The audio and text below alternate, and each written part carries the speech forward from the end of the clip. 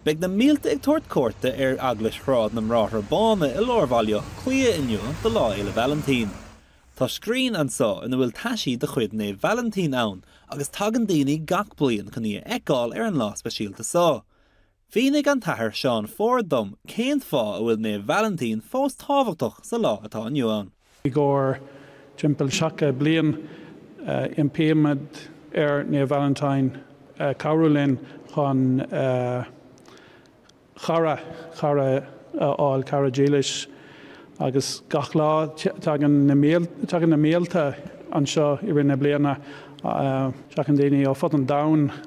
Dar leis an athair seasan na Vailintín don grá atá á lorg ag daoine fud fad an domhan. Tá grá ag tasamhain fós agus tá lán daoine in san scéal wegnach tá sí de géirí chara speisialta chun an téile a leis. An lá speisialta seo gach bliain bíonn ceolóra siúil san aglas I gcóir Lá Fhéile Vailintín.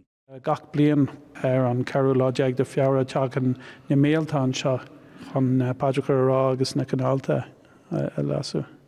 Inniu tá súlaigh an athair Seán go mbeadh na mílte ag tuairt cuairte an sépéal chun an scríne eicáil ach chuireann sé fáilte riú chuoine teacht aon lá chun í eicáil. Is féidir cuairt a thabhairt an scrín sé an aisce.